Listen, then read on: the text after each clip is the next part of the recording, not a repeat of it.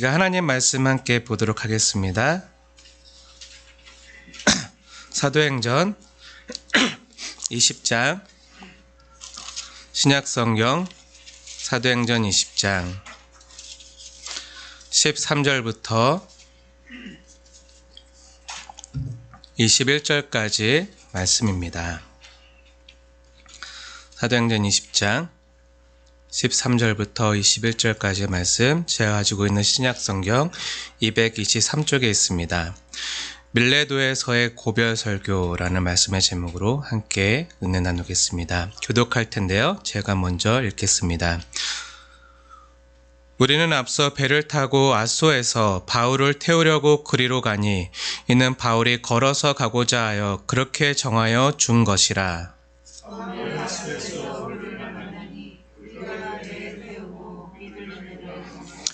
거기서 떠나 이튿날 기호 앞에 오고 그 이튿날 사무에 들리고 또 그 다음날 밀레도에 이르니라.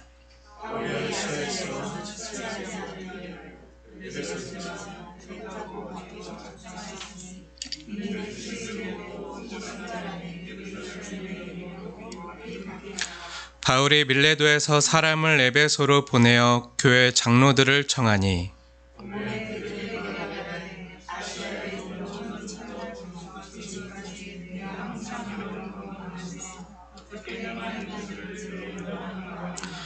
곧 모든 겸손과 눈물이며 유대인의 관계로 말미암아 당한 시험을 참고 주를 섬긴 것과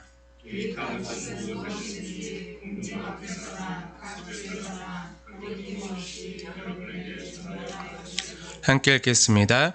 유대인과 헬라인들에게 하나님께 대한 회개와 우리 주 예수 그리스도께 대한 믿음을 증언한 것이라. 아멘.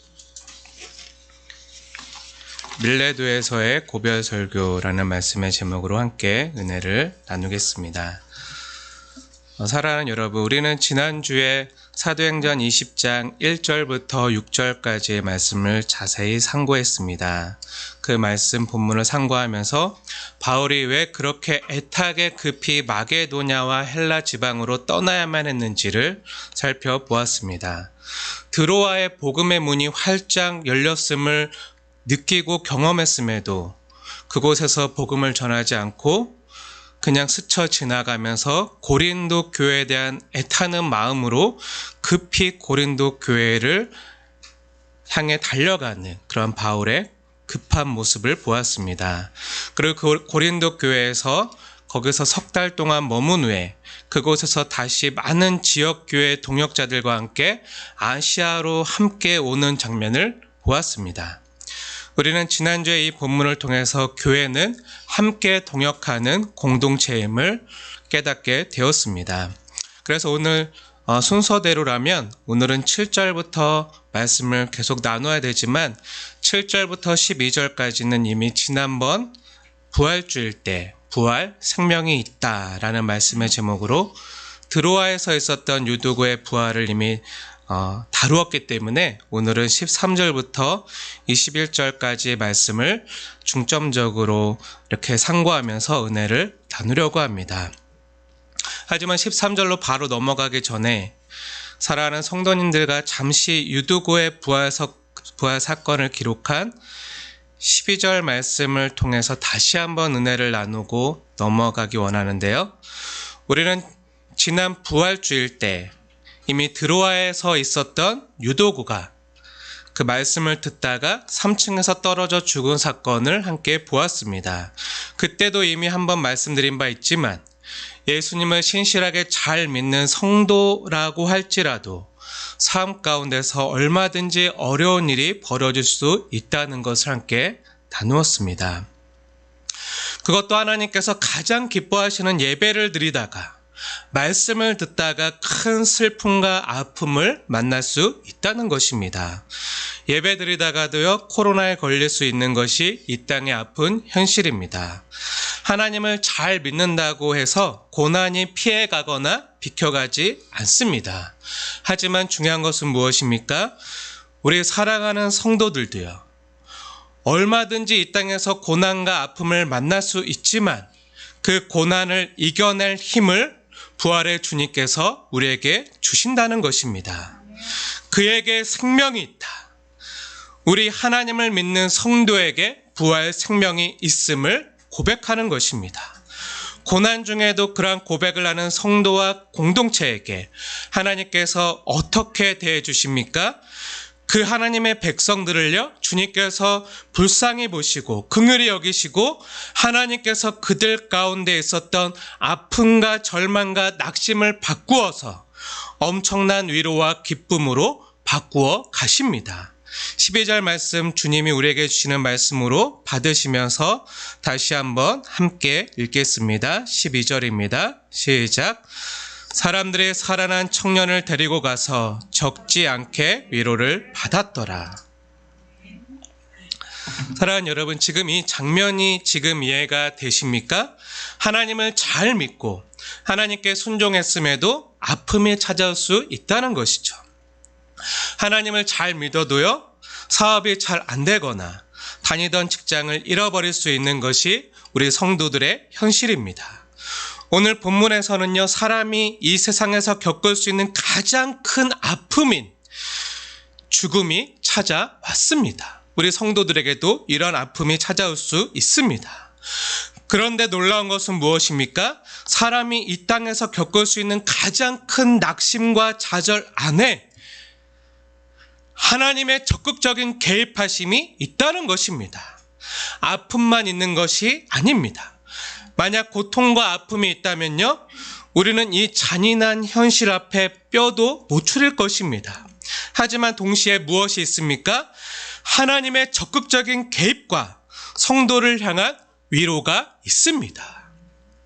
하나님이여, 지금 그 큰 아픔을 겪고 있는 성도들을 불쌍히 여기시고 홀로 두지 않으시고요, 적극적으로 개입하셔서 놀라운 부활 생명으로 역사하셔서 그 성도와 공동체로 하여금 큰 위로를 받게 한다는 것입니다.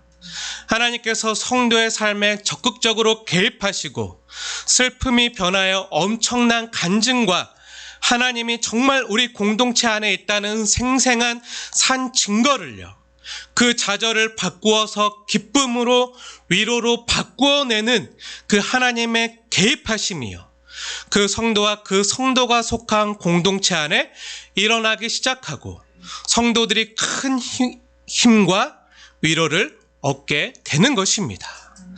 사랑하는 여러분, 여러분의 삶 속에 여러분의 손으로는 어찌할 수 없는 예기치 않은 고난과 아픔을 만날 때마다 여러분이 다시 하나님 앞에 소망하면서 기대해야 될 것이 무엇입니까?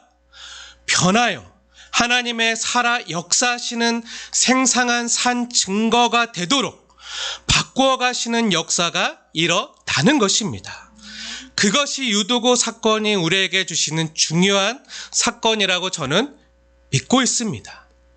사랑하는 여러분, 여러분들께서 신실하게 주님의 뜻들을 순종하고 주님의 말씀대로 살려고 몸부림치고 애쓰고 최선을 다해서 살아가노라도 그렇게 삶에도 불구하고 살아가는데 예측할 수 없는 큰 슬픔과 좌절이 밀려오면요, 그것은 어떤 면에서 하나님께서 여러분의 생을 간섭하시는 생생한 터치가 여러분의 삶에 찾아오는 절호의 기회요, 찬스이기도 하다는 것을 믿으셔야 합니다. 만약 유도고가 그대로 죽었다면요, 드로아 교회는요, 그야말로 생존과 존립 자체가 위태로울 정도로 큰 어려움에 처했을 것입니다. 하지만 예기치 않는 그 큰 아픔이요, 드로아 교회와 그 공동체 가운데 찾아왔지만 그곳에 하나님께서 생생히 개입하시고 터치하심으로 드로아의 큰 복음의 역사, 그 부활의 역사를 일으키고 하나님 나라가 그 지역에 더욱더 힘있게 확장되어 가도록 하셨습니다. 혹시 지금 너무 아프고 눈물 나는 순간을 살아가는 성도님들이 계실지도 모릅니다. 나의 힘으로는 안 되고 어찌해 볼 수도 없고 이겨볼 수도 없고 정말 눈물만 나고 억울하고 좌절만 되는 상황 가운데 완전히 코너로 몰려서 그러기 직전의 환경처럼 느끼는 성도님들이 계실지도 모릅니다. 그럼 이 말씀을 기억하십시오. 그리고 그러한 환경과 상황에 대해서도 이렇게 마음속으로 강하게 선포하시길 바랍니다. 바울이 했던 선포인데요. 떠들지 마라. 나에게 생명이 있다. 사망아 떠들지 마라. 나에게 부활 생명이 있다. 하나님이 나와 함께 하신다. 지금 너무 슬프고 눈물 나도 하나님이 곧 다시 웃게 하실 것이다. 지금 이 눈물 나는 상황을 역전시키는 부활 생명이 주님께 있다. 그 주님의 위로하심과 능력으로 이제 곧 적지 않게 위로를 받을 뿐만 아니라 크게 기뻐하는 내가 될 것이다. 그러한 승리와 기쁨을 주시는 주님의 생생한 역사와 터치를 경험하게 하기 위한 과정 가운데 지금 내 삶이 놓여 있을 뿐이다 라고 생각하시고요. 하나님께서 내 생에 생생히 개입하시고 간섭하셔서 내 삶을 역전시켜 가시고 승리케 하시는 간증거리를 지금 만들어 가시는 그런 절호의 찬스라고 믿으시고 주님을 더욱더 신뢰하는 기회로 삼으시기를 축원드립니다. 이렇게 하나님께서 드로아에서 생생한 부활 역사를 일으키심으로 많은 사람이 큰 위로를 받은 장면을 목격한 후에 바울 일행은 어떻게 합니까? 13절부터 16절까지 말씀 함께 읽겠습니다. 시작. 우리는 앞서 배를 타고 아소에서 바울을 태우려고 그리로 가니 이는 바울이 걸어서 가고자 하여 그렇게 정하여 준 것이라.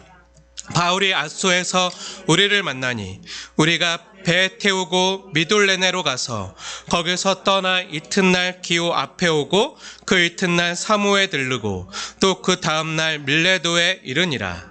바울이 아시아에서 지체하지 않기 위하여 에베소를 지나 배 타고 가기로 작정하였으니 이는 될 수 있는 대로 오순절 안에 예루살렘에 이르려고 급히 가미러라. 바울과 또 바울과 함께 동역하는 일행들은요, 아시아에서 지체하지 않기 위해서 배를 급히 타고 예루살렘으로 가고 있습니다. 왜 그렇습니까?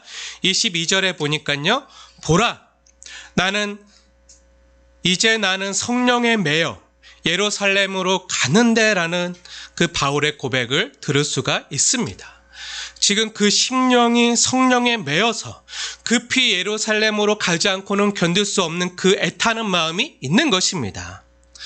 바울이 얼마 전에 고린도 교회를 생각하면서 급히 고린도 교회를 찾아갔던 것처럼 이제는 성령에 매여서 급히 큰 흉년이 들어서 예루살렘에서 고통당하고 있는 그 가난한 성도들과 교회를 생각하니까 안타까워서 어찌할 줄 모르고 빨리 돕고 섬기기 위해서 급히 서둘러 가고 있는 것입니다. 13절부터 16절까지 여정을 한번 보십시오. 지난주에 나누어드렸던 지도를 함께 보시면 좋을 것 같은데요. 그 돌아가는 길에 이렇게 나와 있어요. 그 마게도냐에서 와가지고 이렇게 고린도, 그 헬라 지방 고린도에서 이렇게 올라가서 여기 들렸다 바로 드로아에서 아시아로 가지 않고 그 갈라디아 교회들이 많이 있는 그쪽으로 가지 않고 소아시아 지방 가지 않고 에베소로 가지 않고 바로 배를 타고 급히 이렇게 해서 예루살렘으로 가는 그 여정 중에 있습니다. 아소 교회 그 지도를 자세히 보세요. 아소에서 미돌레네로 가서요. 또 거기서 이튿날 기오에 가고요. 또 그 이튿날 사모에 들르고요. 또 그 다음날 밀레도에 이르고요. 하루도 쉬지 않고 정말 급히 바쁘게 빠르게 매일같이 배를 타고 서둘러 이동하는 모습을 보게 됩니다. 그렇게 빨리 애타는 마음으로 성령에 매어서 예루살렘 교회로 가고 있는데 예루살렘 성도들을 생각하면서 그렇게 급하게 서두르다 보니까 그동안 극진히 3년 동안 정말 애타게 섬겼던 에베소 교회와 성도들을 들르지 못하는 상황이 된 거예요. 에베소 교회를 들리지 못하고 그냥 떠나야 됨을 느끼자 바울이 어떻게 합니까? 바울은 급히 그 밀레도에서 사람들을 에베소로 보내서 그 에베소랑 밀레도가 붙어있거든요. 그 빨리 사람을 보내서 교회 장로들을 청해서 밀레도로 오게 합니다. 여기 장로님은요, 오늘날 교회 장로님만 생각하시면 안 되고요. 가르치는 장로인, 오늘날 각 지역교회 목회자를 가르치는 장로라는 호칭입니다.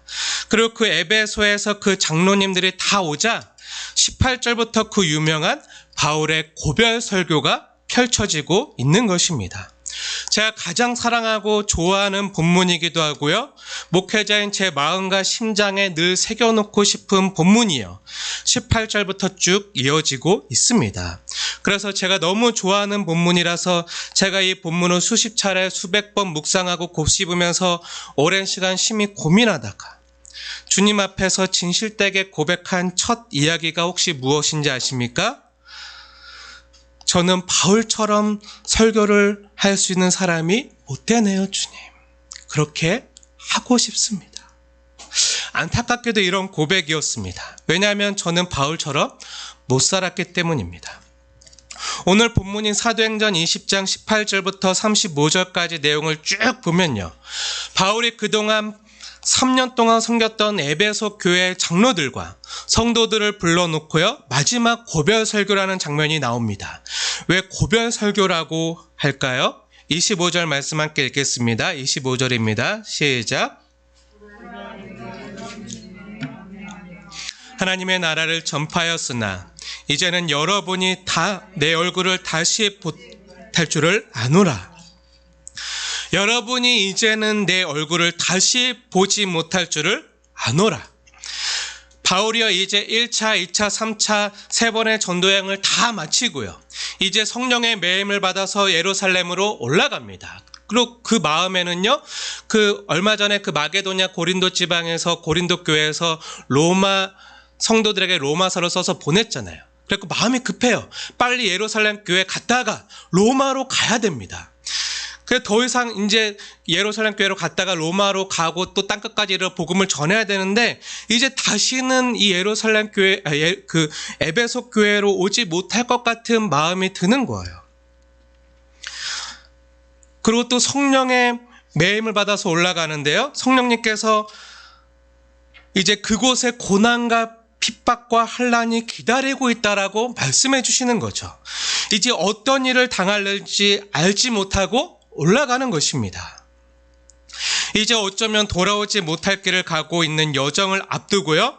그동안 너무 사랑하고 아꼈던 교회 목회자들과 장로님들과 성도님들을 불러서 마지막으로 유언처럼 하고 있는 말씀이요. 바로 이 사도행전 20장 18절부터의 말씀입니다. 바울이 하나님의 복음과 가슴으로 낳은 제일 아끼고 사랑했던 교회 중에 하나였던 에베소 교회 성도들을 불러놓고요. 정말 그 교회와 성도들을 아끼고 사랑하기 때문에 자기가 떠난 후에도 에베소 교회 직분자들과 성도들이 교회를 어떻게 섬겨야 하는지를 잘 가르치고 있는 메시지가요. 바로 오늘 우리가 함께 보고 있는 이 본문입니다. 오늘 본문에서 사도 바울은요. 에베소의 장로들과 성도들에게요. 유언과도 같은 고별 설교를 지금 하고 있는 거예요. 만약 여러분들이 이 세상을 떠나기 전에 가장 사랑하는 사람에게 마지막으로 해주고 싶은 말이 있다면 어떤 말씀을 전해주시겠습니까? 보나마나 너무 아끼고 사랑하기에 그 사람에게 가장 중요하고 꼭 필요한 말을 전해주시겠죠. 바울의 심정도 마찬가지였습니다. 25절 말씀 다시 한번 보겠습니다. 제가 읽겠습니다. 보라, 내가 여러분 중에 왕래하며 하나님 나라를 전파하였으나 이제는 여러분이 다 내 얼굴을 보지 못할 줄을 아노라. 바울이 무엇이라고 지금 이야기하고 있습니까? 앞으로 여러분은 제 얼굴을 보지 못할 것입니다. 그런데 나중에 한 번 더 봐요. 네. 앞으로 무슨 일을 당할는지 알지 못하는 상황 가운데 마지막으로 고별 설교를 하고 가지만 나중에 하나님의 은혜로 다시 한번 방문할 수 있는 기회를 하나님이 허락하십니다. 아무튼 그 바울은 지금 정말 애타는 마음으로요. 정말 유언과 같은 고별 설교를 하고 있는 거예요. 여러분은 제 얼굴을 보지 못할 것입니다. 이제 유언처럼 가장 중요한 말을 여러분에게 전하겠습니다. 여러분은 그동안 제가 여러분들에게 왕래하며 전했던 그 하나님 나라의 복음을 기억하십시오. 라고 지금 간곡히 부탁하고 전하고 있는 것입니다. 바울이 사랑하는 성도들에게 마지막으로 유언처럼 해주고 있는 말씀이 무엇입니까?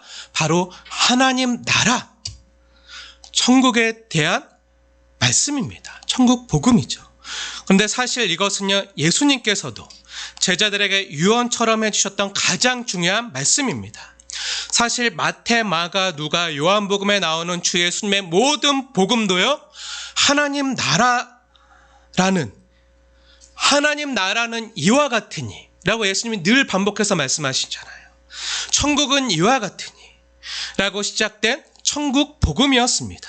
예수님의 공생의 기간 동안 하나님 나라의 일을 말씀하시고 그 천국 복음을 전하시다가 십자가에 달려 죽으셨습니다.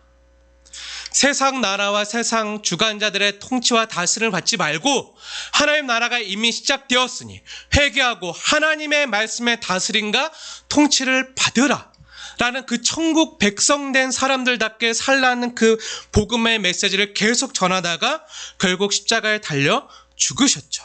그리고 죽으신 지 사흘 만에 다시 살아나셔서 전하신 것이 다시 이 하나님 나라의 복음이었습니다.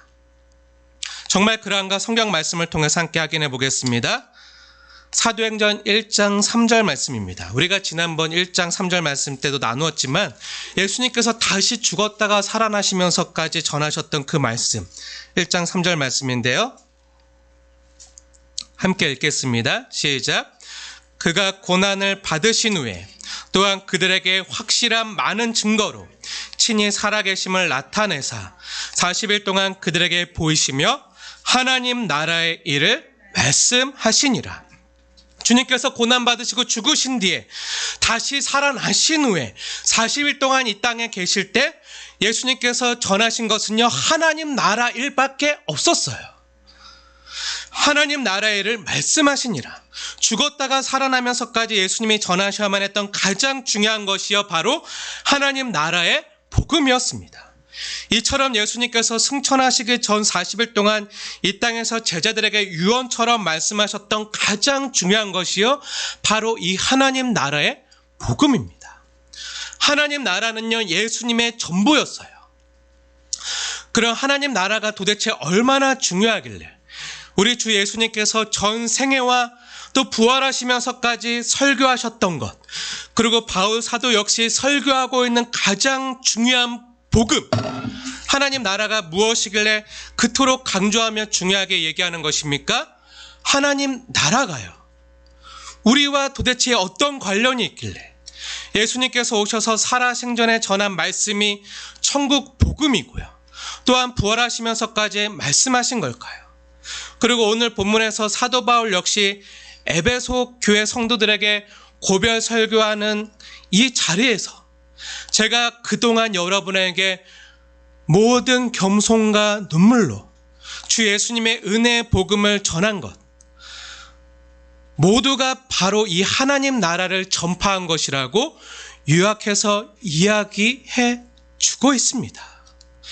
예수님께서 설교하셨던 것, 그리고 사도 바울 역시 설교하고 있는 가장 중요한 복음이요, 과연 우리와 어떤 연관이 있길래요 그토록 강조하며 마지막 유언과도 같은 그 고별 설교를 에베소 성도들에게 전하고 있는 것일까요?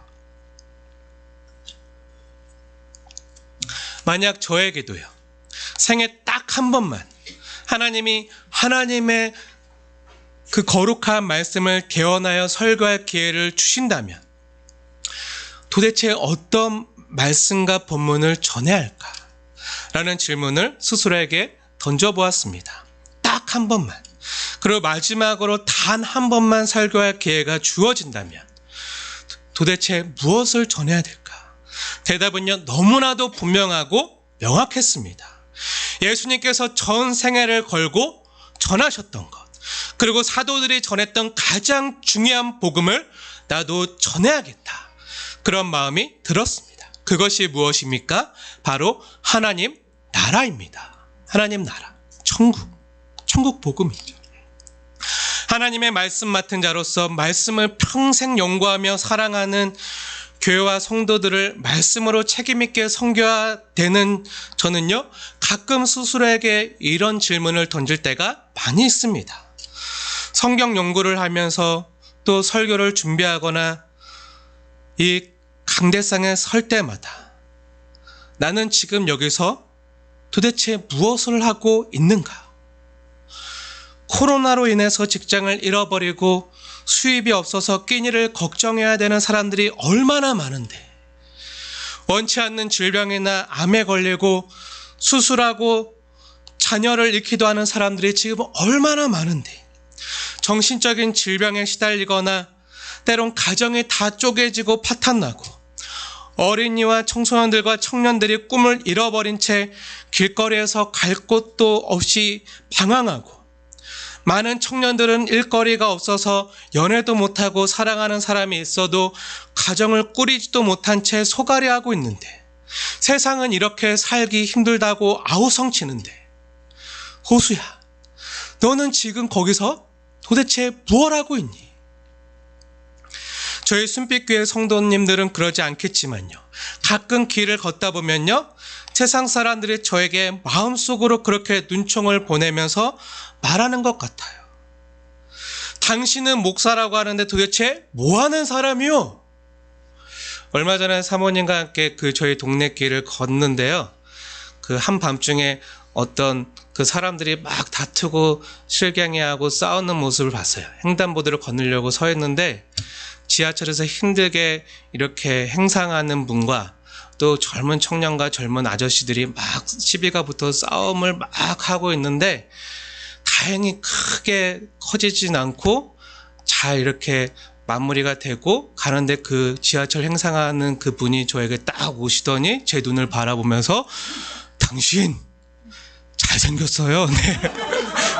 이렇게 잘생길 수가, 이렇게 잘생긴 사람 오랜만에 보네요 하면서 딱 얘기하시는데요, 제가 그 얘기하려고 하는 건 아니고 그 눈빛 가운데 당신은 도대체 여기서 뭐 하는 사람이요? 너무 힘들고 그분의 얼굴을 봤는데요, 얼굴에 피가 나고 있어요.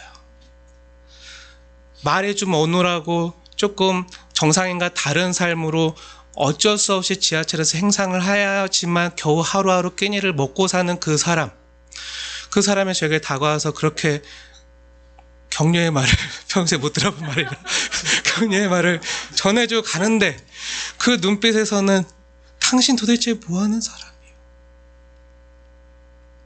난 이렇게 살기가 힘들고 정말 얼굴에 피가 날 정도로 깨지면서 힘들게 사람들에게 모진 소리 들어가면서 이렇게 먹고 살고 있는데, 당신은 뭐 하는 사람이에요? 당신이 세상에 대해 아시오? 세상살이가 얼마나 치열한지 아시오? 남의 돈 벌기가 얼마나 힘든지 아시오? 알량한 자존심 하나 간수 못한 채 다 내려놓고 인간 취급이나 인격적인 대우조차 못 받으면서 치열하게 살고 있는 우리에 대해서 아시오? 그래서 사랑하는 가족이 집에 있어서 그들을 먹여 살려야 되기 때문에 정말 이렇게 힘들게 고생하는 우리의 형편을 아시오? 지금 당신 영혼과 영생에 대해서 말해주겠다고요? 지금 먹고 살기도 힘들고 종말의 심판에 대해서 설교한다고요? 지금 내 삶이, 또 지금 사는 이 세상이 지옥 같소. 교회 나오고 예수님 잘 믿으면 복 받는다고요? 당신이나 받으시오. 우리에게 그런 말도 사치같이 여겨지오. 이렇게 말하는 것을요, 세상 앞에서 스스로 느낄 때가 많이 있어요. 정말 가난하고 힘든 사람들은요, 교회 나가는 사람들, 잘 먹고 잘 사는 사람들이나 가는 거지. 우리 같은 사람들에게는 사치지. 먹고 살 그런 끼니를 당장 걱정해야 되는데. 주 안에 사랑하는 여러분, 이러한 세상의 아우성이에요. 이러한 세상에 대한 문제를요, 성경이 알고 있을까요? 이 문제에 대한 대답을 성경이 가지고 있을까요? 예, 물론 가지고 있습니다. 그래서 제가 지금 하나님의 말씀을 연구하고 지금 이 자리에 서 있는 이유이기도 합니다. 이 성경을 기록하신 하나님은 물론 알고 계시고요, 이 답을 하나님은 가지고 계십니다. 사람은 가지고 있지 못하지만 우리 하나님은 그 답을 가지고 계세요. 이 죄악과 고통이 많은 세상에 보내주신 하나님의 대답은요, 바로 이 말씀 가운데 있습니다. 특히 우리가 오늘 보고 있는 본문이 수록된 사도행전 1장에는 정말 절박한 심정으로 예수님의 제자들이요, 예수님께 이렇게 질문하고 있는 것을 보게 됩니다. 우리 같이 보실까요?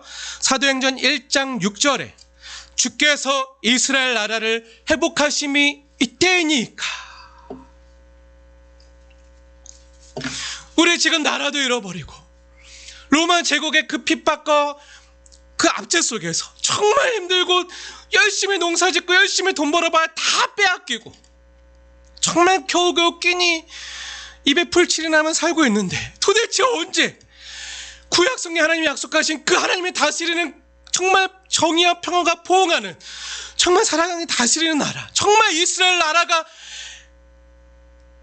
회복되는 때가 이때이니까. 예수님이 정말 사망 권세를 깨뜨리시고 다시 부활하셔서 살아나셨는데, 그런 하나님의 놀라운 신성의 능력을 보여주셨는데, 그러면 예수님이 살아나셨으니까 12군단으로 된 천군천사를 데리고 정말 예루살렘 성에 다시 입성하셔서 저 로마 황제와 로마 병자들 다 쫓아내고 이 세상을 정복시키고 다시 하나님 나라 이 땅에 세우심이 이때니까 라고 그들은 정말 먹고 살기 힘들고 어렵기 때문에 정말 그러한 간절한 기대와 소망을 가지고 예수님께 지금 간청하고 물어보고 있는 거예요. 이에 대한 주 예수님의 부활하신 주 예수님에 대한 주 예수님의 대답과요, 또 사도들의 삶과 가르침이 기록된 말씀이 이 사도행전 전체입니다. 왜 우리가 사는 이 세상이요 그토록 고통스럽고 언제쯤 우리가 이 고통과 압제와 핍박 가운데서 벗어나서 온전히 회복될 수 있겠습니까? 이 근원적인 질문을 하고 있고요, 그 근원적인 질문에 대한 답을 성경이 우리에게 주고 있는 거예요. 하나님은 왜 이 세상이 어그러지고 이토록 불행과 고통과 아픔과 또 차별이 많은지, 이런 모든 슬픔이 어떻게 해서 찾아왔는지를 잘 알고 계십니다. 우리 인간의 죄 때문입니다. 죄악 때문이죠. 우리 사람의 죄 때문에요, 이 세상 전체가 불행해지고 모든 사람들에게 고통과 죽음이 드리워졌습니다. 그 사망의 증상이 다스리고 지배하고 있는 거예요. 하지만 하나님의 의도는요, 우리를 고통스럽게 하는 것이 아닙니다. 하나님과 따스한 사랑의 교제를 나누는 하나님 나라를 우리에게 주셔서 우리와 더불어 함께 살아가시는 것, 이것이 하나님이 계획하신 것이었고 또 작정하신 의도였는데요, 그걸 사람이 깨트렸어요. 사람의 죄악이 하나님 나라에서 살지 못하도록 하나님과 우리 사이를 갈라놓았기 때문에 사람의 방법과 노력으로는요, 하나님 나라를 갈 수도, 살아있는 동안 그 천국을 이 땅에서 누릴 수도 없게 되었어요. 그래서 하나님께서 친히 우리에게 그 하나님 나라를 선물해 주시기 위해서 다시금 우리에게 찾아오셨습니다. 사람의 힘으로는 안 되니까. 그 하나님의 나라를 우리에게 가져다 주시기 위해서 오신 분이 바로 우리 주 예수님이십니다. 이 땅에 사람의 모습으로 오신 예수님께서 공생애를 처음 시작하시고 전하신 설교가요, 첫 번째 설교가 그래서 하나님 나라예요. 회개하라, 하나님 나라가 가까이 왔다, 이 말씀을 전하셨습니다. 이 예수님의 설교를요, 예수님께서 하셨던 원문 그대로 번역해서 다시 읽으면요, 회개하시오, 하나님 나라가 이미 이 땅에 시작되었어 라는 말씀이죠. 예수님의 이 땅에 오심과 함께 죄와 사망의 권세, 공중권세 잡은 자들의 통치가 물러가고요, 하나님의 나라의 주권자 되시는 하나님의 통치와 다스림이 이 땅에 이미 시작되었으니 하나님의 백성들은 하나님의 다스림을 받으시오, 하늘에서 뜻이 이루어진 것 같이 이 땅에서 하나님의 뜻이 이루어질 것이오 라고 말하는 것입니다. 이 땅의 모든 아픔과 고통은요, 바로 죄 때문인데요, 우리를 자기 죄에서 건지실 자, 그 이름을 예수라 하라. 그 예수라 이름하는 하나님께서 인간의 역사 가운데 임마누엘 하셨습니다. 스스로 들어오셨어요. 하나님이 함께 하시면서 우리를 그냥 그대로 내버려 두지 않으시고 더 좋은 곳으로 건져주셨어요. 그리고 우리를 죄와 사망의 영역에서 건져내어서 생명과 성령의 영역으로 옮겨주셨고요. 다시 말해서 죄와 사망을 다스리는 세상 나라에서 그 세상 나라에서의 삶은 이제 끝이 났고 생명과 성령이 다스리는 영원한 하나님 나라의 새로운 삶이 이 땅에서 우리에게 시작되었소 라는 이야기입니다. 많은 분들이 오해하시는 것이요, 성경의 종말하면요 세상이 끝나는 날, 대환란과 심판, 세상의 끝날을 말한다고 많이들 생각하시는데요, 아닙니다. 절대 아닙니다. 성경의 종말로는 그런 것이 아닙니다. 성경에서 말하는 종말은요, 한결같이 예수님께서 이 땅에 오신 성육신과 함께 시작되었다라고 성경은 증거합니다. 성경의 종말은요, 예수님께서 아기 예수님으로 오신 그 성탄, 그 초림 때부터요 이미 시작된 것입니다. 왜냐하면 성경에서 말하는 종말은요, 하나님 나라가 시작되는 때를 말하기 때문입니다.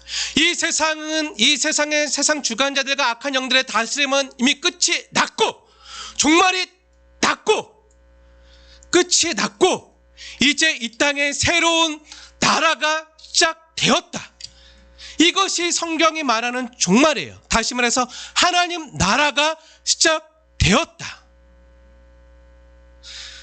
종말, 성경에서 말하는 종말은 한결같이 하나님 나라를 가리킨다고 보시면 정확합니다. 그런데 이 종말, 하나님 나라가 언제 시작되었습니까? 예수님께서 이 땅에 사람의 몸을 입고 오셨을 때 시작되었습니다. 그래서 우리는 지금 이미 시작된 종말을 살아가는 사람들입니다. 하지만 아직 그 하나님 나라가 완전히 완성되지 않았기 때문에 지금은 종말의 끝부분인 말세 지말을 살아가고 있는 것이죠. 예수님께서 재림하실 때 완성되어지는 그 하나님 나라의 완성의 때는요, 사람은 알지 못하고요, 아버지만 아십니다. 하지만 성경에서 예수님과 사도들이 힘주어 강조하고 있는 것은요, 바로 이 종말이에요. 하나님 나라가 이미 우리 역사 가운데, 이 땅 가운데, 우리 삶 가운데 침투해 들어왔고 천국이 시작되었다는 것입니다. 그에게 생명이 있다. 떠들지 마라. 그래서 그 들어와 있었던 그 유두구의 그 부활 사건 다음에 바로 이어지는 이 말씀, 가장 강조된 핵심이 무엇입니까? 하나님 나라가 시작되었다는 것. 떠들지 마라. 그에게 생명이 있다. 우리에게 하나님의 나라가 시작되었다는 거예요. 생명의 나라가 시작되었다는 것입니다. 예를 들면 이런 것과 같아요. 우리 나라 대한민국은요, 이미 예전부터 주권 국가였잖아요. 그런데 일본이 우리나라를 침략해서 주권을 빼앗고요, 35년간 일본의 식민 통치를 받았어요. 그 당시는 정말 너무 안타깝고 눈물 나지만 주권이 완전히 넘어갔습니다. 이름도 일본식으로 창씨 개명해야 됐고요, 일본이 원하는 신사참배하고 군대나 학교나 관공서나 모든 사회 조직을 일본식으로 바꾸었어요. 그러다 1945년 일본이 원자폭탄을 맞고 일본 천황이 완전히 손들고 항복을 선언했어요. 그리고 연합군과 우리 조상들의 힘으로 다시 주권을 되찾아 왔습니다. 그런데 아직 이 땅에 일본의 잔재가 남아있는 거예요. 일본 군들과 일본 사람들이 이 땅에서 다 쫓겨났지만 친일파가 여전히 권력을 잡고 있어요. 관공서나 학교나 우리 삶의 여러 곳에는요, 아직 일본의 잔재와 말들이 여전히 남아있는 거예요. 우리 아이들이 많이 하는 쎄쎄쎄, 아침바람 찬바람에 울고 가는 여기저기, 이것도 일본 노래거든요. 일본 그 식민 통치 때부터, 그때부터 내려왔던 그런 노래예요. 와루바시, 스레빠, 스메끼리, 마케스 많이 쓰시죠. 다 일본 말들이죠. 일본의 잔재가 남아있는 거예요. 이미 광복을 하고 주권을 되찾아왔지만요, 이 땅에 여전히 일본의 잔재가 남아 있는 거예요. 그 일본 제국의 그 시대는 끝이 났어요. 종말이 됐어요. 광복이 됐지만 아직도 그 잔재가 이 땅에 여전히 남아서 영향력을 행사하고 있는 거예요. 그런데 이게 세상 나라와 하나님 나라의 사이의 관계도 이와 같은 거예요. 온 우주는 원래 하나님의 통치와 다스림 안에 있었거든요.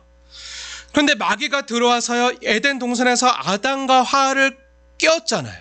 그래서 죄와 사망이 이 땅에 들어와서 사람들이 하나님의 형상을 잃어버리고 에덴 동산에서 쫓겨나요. 영원한 생명을 잃어버리죠.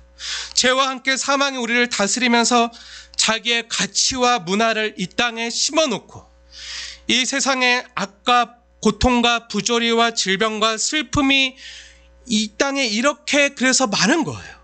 그런데 하나님께서 우리를 그냥 놔두실 수가 없으셨습니다. 그래서 우리 예수님을 보내주셨죠. 우리를 죄에서 건지시려고. 스스로의 힘으로 나올 수 없으니까 자기 백성을 죄에서 건지시려고, 구원해 내시려고 이 땅에 오셨고 우리를 건져주시고 십자가에 달려 죽으시고 부활하셔서 왕이 되셨습니다. 국권을 되찾은 거예요. 그런데 아직 많은 분야에서요, 마귀가 심어놓은 악한 것들과 잔재들이 많이 남아 있는 것입니다. 그러면 우리가 어떻게 해야 되나요? 우리는 이 마귀 세상의 잔재들, 그 일제의 잔재를 제거하기 위해서 노력을 해야 되는 것이죠. 우리 대한민국 국민이라면 당연히 그 일제 청산을 해야 되죠. 잔재를 없애야 돼요. 하나님 나라를 전파한다는 말이 무슨 뜻입니까? 마귀의 나라를 멸하고요, 예수님이 자신의 왕국을 이 땅에 세우셨는데 예수 믿는 사람들이 그냥 예수 믿으면 죽어서 천국 간다가 아니라, 예수 믿고 죽으면 천당 간다가 아니라, 예수 믿는 모든 사람들이 예수님께서 마귀의 나라에서 국권을 되찾아와 왕이 되시고 다시금 등극하셨으니 하나님이 이 땅의 왕이심을 다시 우리의 삶으로 선포하고 예수님이 이 세상의 왕이요 우리의 주가 되신다는 것을 우리 삶으로 드러내고 이 세상에 남아있는 마귀 나라의 잔재들을 모두 다 없애버리도록 힘쓰는 것입니다. 그것이 죄와 피 흘리기까지 싸우는 것이죠. 우리가 해야 할 일이 무엇입니까? 일제의 잔재를 없애야 되는 거예요. 이 세상에 남아있는 마귀의 모든 잔재들을 없애야 되는 것이죠. 이것을 위해서 하나님께서 이 땅에 오순절 성령 강림의 역사와 더불어서 이 천국이 이미 시작되었다, 이 천국 복음을 전하기 위해 주님께서 친히 주님의 피로 값주고 사신 교회를 세워주셨습니다. 교회가 어떻게 출범하게 되었습니까? 신약 성경에서 증거하는 교회의 공식적인 출범은 이렇습니다. 하면 바람 불면 이렇게 금방 꺼져버릴 것 같은 작은 촛불 하나가 있었어요. 12명의 제자들과 120명의 사람들이 있었어요. 이미 예수님도 하늘로 올라가시고 없어요. 로마 병정들 한번 들이닥쳐서 그 마가 요한 다락방에 있는 사람들을 다 잡아가서 죽이고 사자밥이 되게 하면 끝나버릴 그런 연약한 사람들, 예수님을 다 배반하고 자기 살겠다고 한 번은 떠났던 사람들, 세수투성이에 아직 자기 욕심에서 벗어나지 못한 죄인들이 대부분이었습니다. 하지만 하나님의 기대가요, 그들에게 있었어요. 그 다락방에서 그 하나님의 나라를 하나님이 이루어주실 것이다, 그래서 보혜사 성령님을 보내주실 것이다, 이 약속을 믿고 기도하던 그 사람들에게 하나님의 기대가 있었고 하나님께서 그들에게 이 세상을, 이 땅을 맡기셨습니다. 그리고 그들을 이 땅의 신약교회로 처음 세우시고 부르셨어요. 그들이 하나님의 약속을 바라보고 기도했을 때 하나님께서는요, 이들을 통해서 세계를 향해서 일해 가시기 시작하셨습니다. 그렇게 작은 연약한 사람들을 통해서 세상을 구원해 가신 것이죠. 천국 복음이 그렇게 이 땅 가운데 확장되어졌고 하나님 나라가 그래서 그 예루살렘을 벗어나서 온 유대와 사마리아와 땅끝까지 이르러 우리 대한민국 땅에도 그래서 우리가 이 시간 이렇게 하나된 교회, 거룩한 공예를 믿사오며 하며 우리의 교회 왕 대신 또 주가 되신 하나님을 이 시간 예배하고 있는 것이죠.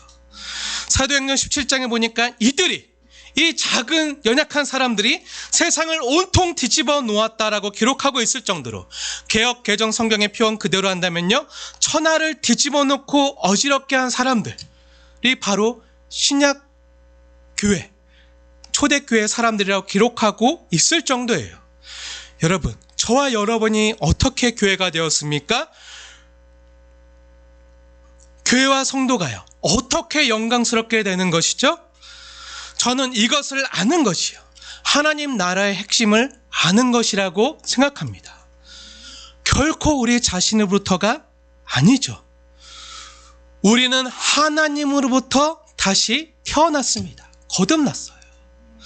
죄와 허물로 죽었던 우리가 성령 하나님의 그 부활 생명의 능력이 우리에게 하나님의 은혜로 전해졌고, 그 하나님 나라가, 그 하나님 나라의 복음, 천국 복음이 우리에게 처음 들려졌을 때 그 복음과 말씀과 함께 역사하신 성령님께서 우리 영혼을 다시 살리셨고, 살아나니까 듣게 하시니까 그 복음의 말씀이 들려지고 우리 심령으로 정말 내가 죄인이구나 깨달아지니까 회개하게 하시고, 정말 우리의 죄악된 모습을 아파하면서 슬퍼하면서 그것을 미워하고 증오하면서 내가 예전에 그렇게 하나님 말씀대로 살지 못했었는데, 마귀의 자녀로 살았는데 하니까 안타까이 여기면서 애끓는 심정으로 회개하고 정말 회심하는, 그렇게 되어지니까 이제 나를 사랑하심으로 그 예수님을 이 땅에 보내신 하나님이 너무 감사하고 너무 고맙고, 날 위해 십자가에 달리신 자기 스스로 자신의 목숨을 내어주신 그 예수님을 사랑하는 마음이 이제 그 새롭게 태어난 내 마음 가운데, 심장 가운데 꿈틀대고 두근두근 다시 그 새로운 생명에 뛰게 되니까 이제 하나님의 말씀을 듣고 그 말씀대로 행할 능력과 마음이요 생겨나게 되는 거예요. 그것 행할 수 있는 능력도 우리에게는 없었는데 성령 하나님이 부어주심으로 그 하나님의 뜻을 이뤄드릴 수 있는 그 능력을 하나님께서 우리에게 주셨고, 그것을 우리가 우리의 손과 발로 행하는 것이죠. 모든 것이 하나님께로부터 은혜로 시작된 것입니다. 그 하나님께서 우리에게 찾아오셨고 그 하나님의 성령이 우리에게 임하셨습니다. 임마누엘 하나님께서 우리와 함께 계십니다. 하나님의 영원한 생명이요, 하나님의 성령이요 우리에게 부어졌습니다. 하나님께서는 가장 좋은 것, 하나님 자신의 성령을 선물로 우리에게 주셨습니다. 그래서 우리는 하나님의 자녀가 되었고요, 그분의 백성이 되었습니다. 그리고 우리 속에 계신 성령님께서 온 유대와 사마리아 땅끝까지 이르러 그 하나님 나라의 복음을 전하게 하셨습니다. 그렇게 그 복음을 듣고 교회로 나온 사람들이 바로 우리입니다. 2000년 전에 있었던 일이요, 오늘날 우리에게도 실제로 그렇게 일어나게 된 것이죠. 천국 복음이 전해졌을 때 우리가 그 복음을 전해 듣고 우리 역시 교회가 될 수 있었던 것이죠. 그리고 우리를 이제 그 하나님 나라의 일에 하나님께서는 동참케 하십니다. 우리가 아닌 우리 속에 계신 성령님께서 이 일을 가능하게 하시고 능력을 부어주시는 거죠. 그것은 이것입니다. 내가 너희를 파송하여 천국 복음을 전파하게 할 것이다.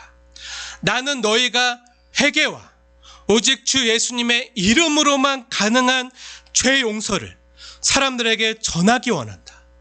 너가 서 있는 곳 예루살렘에서부터 시작해서, 우리 예루살렘이 어디죠? 우리의 가정과 직장과 너가 만나게 될 모든 사람들에게 이것을 전파하라. 너는 피부색이나 신분이나 나이나 재산이나 외모나 몸매나 학벌을 개의치 않고, 하나님은 그것을 개의치 않으시기 때문에 인류는 하나다. 사람은 모두가 죄인이며 모두가 하나님의 직노 아래 있으며 모두가 지옥에 떨어져 죽을 수밖에 없는 그런 죄인이라는 점에서 하나다. 그런데 좋은 소식이 있는데 구원자도 하나다. 하나님의 아들 주 예수 그리스도를 믿으면 죄 용서함을 받고 구원받아 천국 백성이 될 수 있음을 전하라. 가서 그리스도를 전해라. 너희는 그들에게 가서 나를 전하며 내 증인이 되어라. 왜 우리에게 주 예수님께서 예수님의 증인이 되어 그리스도를 전하라고 하십니까? 하나님 나라를 전하라고 하시죠? 우리 구주 예수님이 천국 복음의 가장 핵심적인 내용이기 때문입니다. 하나님 나라의 복음은요, 다른 것이 아니라 우리 예수님을 전하는 거예요. 예수님이 계신 곳이 천국이기 때문입니다. 사랑하는 예수님이 계시면요, 빈들이나 초막이나 아굴 골짜기나 에스겔의 골짜기든 어느 곳이나 하나님 나라가 되지만, 하늘나라가 되지만, 예수님이 안 계시면요, 그곳이 아무리 화려한 왕궁이든 백악관이든 청와대든 정말 맛 좋은 호텔 뷔페집이든 천국이 될 수 없는 것이죠.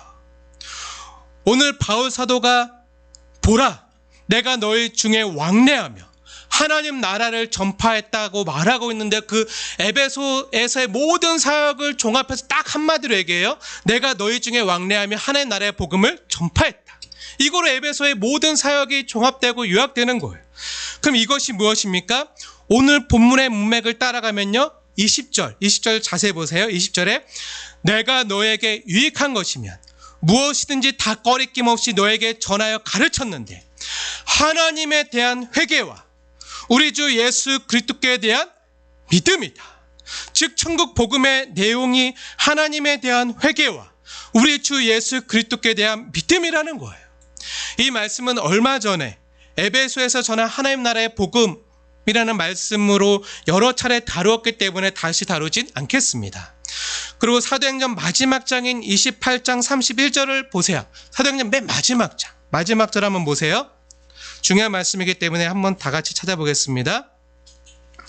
하나님 나라를 전파하는 것이 정확히 무엇인지, 오늘 사도행전은 이것을 담대하게 강하게 증거하고 선포하면서 사도행전 말씀을 마무리하고 있는데요, 너무 중요하기 때문에 함께 찾아서 정말 그러한가 상고하면서 함께 읽겠습니다. 시작. 전파하며 주 예수 그리스도께 대한 모든 것을 담대하게 거침없이 가르치더라. 하나님 나라를 전파하며 주 예수 그리스도께 대한 모든 것, 하나님 나라를 전파하는 것을 성경은 곧 무엇이라고 이야기하죠? 제가 계속 반복하잖아요. 자주 반복하잖아요. 네, 했던 얘기 또 하고. 왜냐하면 강조하기 위해서예요. 네. 근데 오늘도 31절 하나님 나라를 전파하며, 이게 곧 뭐냐? 다른 말로 하고 있는데 똑같은 말 하고 있는 거, 강조해서 얘기하고 있는 거예요. 하나님 나라를 전파하며, 하나님 나라를 전파하는 것이 뭐냐? 주 예수 그리스도께 대한 모든 것을 담대하게 거침없이 전하는 것. 하나님 나라를 전파하는 것. 이거 성경은 뭐라고 요약하죠? 우리 주 예수 그리스도에 대한 모든 것을 가르치는 것으로 요약합니다. 주 예수님의 인격과 사역과 가르치며 바로 하나님 나라를 전파하는 것입니다. 우리 구주 예수님께서 우리와 같이 못난 죄인을 위해서 십자가에 달려 죽으시고, 나를 의에 대하여 하나님의 영광을 위하여 살게 하시기 위해서 다시 부활하신 것, 이러한 예수님의 사역과 가르침을 전하는 것이 바로 하나님 나라를 전파하는 가장 핵심적인 내용이라는 것이죠. 앞으로 제가 달려갈 길과 주 예수께 받은 사명, 곧 하나님의 은혜의 복음을 증거하는 것, 바로 이 천국 복음을 전하는 것입니다. 그런데 이것이 얼마나 영광스러운 것과 동시에 무거운 책임이 따르는 것을 알기에 우리는 끊임없이 주님의 도우심을 필요로 합니다. 성령의 도우심 없이는 안 되는 것이죠. 저나 여러분은요, 단순히 천국 복음을 설명하는 사람들이 아닙니다. 천국이 어떤 곳인지 설명만 하거나 설교만 해서는 안 된다는 것이죠. 오늘 바울 사도는요, 이렇게 고백합니다. 제가 여러분 중에 왕래하며 그동안 하나님 나라를 전파했는데, 이것이 에베소 사역의 모든 3년간의 요약이에요. 그 하나님 나라를 전파했는데 그것을 어떻게 전했는지 아시오? 18절입니다. 제가 읽겠습니다. 그들에게 말하되 아시아에 들어온 첫날부터 지금까지 내가 항상 여러분 가운데서 어떻게 행하였는지를 여러분도 아는 바니 말로만 한 것이 아니라 삶으로 보여 주었다는 것이죠. 천국 복음을 전파할 것을 주 예수님께 사명으로 맡은 저와 여러분은요, 이 천국 복음을 이 땅에서 2번 설교해야 하는 사람들입니다. 한 번은요, 말로 설교하지만, 말로 전하지만, 또 한 번은요, 설교한 그 내용을요, 삶으로 행함으로 가르쳐야 한다는 거예요. 삶으로 설교해야 된다는 것이죠. 이런 것과 같습니다. 만약 목마른 사람이 있는데요, 그 목이 말라 죽게 된 사람에게 당신 목이 마르시오? 그럼 물을 마시시오. 그러면 해결될 것입니다. 물은 화학기호로 H2O라고 하는데 수소 분자 H 2개와 산소 분자 O 1개가 합쳐지면 생겨나는 것이요. 이제 잘 아시겠죠? 잘 설명했죠? 완벽하게. 그걸 마시면 이제 당신은 살만할 거라고 목마른 사람에게 물을 설명만 하는 것이죠. 그것이 오늘날 조국교회 안타까운 현실입니다. 근데 더 중요한 것은요, 우리가 전한 그 진리를요, 그 사람에게 경험되어지도록, 맛보아지도록, 더 중요한 것은 그 목마른 사람에게 설명만 하면 안 되고요, 그 목마른 사람에게 이 물을 주어 맛보게 하는 것입니다. 이 물이 얼마나 맛있고 시원한지, 갈증을 해소시켜주는지 맛보게 하면 끝나는 거예요. 우리는 하나님 나라에 대해서 그 나라가 무엇인지 설명할 수 있어야 되겠지만요, 그 하나님 나라를 우리의 삶으로 살아내므로 세상 사람들에게 맛보게 하고요, 보여주는 삶이요 또한 남아 있는 것입니다. 그것을 하나님 우리에게 사명으로 주셨습니다. 천국이 무엇인지 안다면 그것을 삶으로 경험해 내고 또 그 천국을 우리의 삶으로 살아내야 하는 과정이요, 우리에게 남아있는 것이죠. 빈들이나 초막이나 아무것도 없어도 정말 천국을 살아내는 능력을 주 예수님만 있으면, 천국을 살아내는 능력을 간직한 사람, 천국 복음을 전하는 사람답게 하나님의 다스림과 통치를 받는 거룩한 하나님의 백성답게, 하나님의 자녀답게 살며 전해야 한다는 것입니다. 이것이 곧 19절 말씀, 곧 모든 겸손과 눈물이며 시험을 참고 주를 섬기는 것이라고 표현합니다. 여기서 중요한 것은요, 주를 섬기는 것입니다. 그 어떤 상황에서도 모든 겸손과 눈물로 시험을 참고 삶을 살아내는 것이죠. 그것이 주님은 주를 섬기는 것으로 간주해 주는 거예요. 그냥 우리는 삶을 살아냈을 뿐인데 주님은 그것을 주님을 섬긴 것으로 여겨준다는 거예요. 사도는 사람을 섬기는 것이라고 하지 않고요, 주를 섬기는 것이라 말하고 있습니다. 그냥 우리가 삶을 살아내는 것이, 힘든 삶, 아픈 삶을 살아야 하는 것이 주를 섬기는 것이다. 이제 말씀을 바치려고 합니다. 사도는 21절에 하나님께 대한 회개와 우리 주 예수 그리스도께서 여러분의 죄를 위해 십자가에 달려 죽으시고 다시 살아나셨다는 것을 믿으십시오 라고 증언하고 있습니다. 이제는 우리의 차례입니다. 우리의 입술로요, 하나님 나라의 복음을 담대히 증거해야겠지만 증거한 대로 이제 우리가 전한 복음을 우리의 삶으로 살아낼 사명이 저와 여러분에게 있는 것입니다. 우리가 그것을 삶으로 살아내면요, 모든 눈물과 겸손으로 시험을 참는 삶을 살아내는 것을요, 우리 하나님께서는 주를 섬긴 것으로 여겨주는 거예요.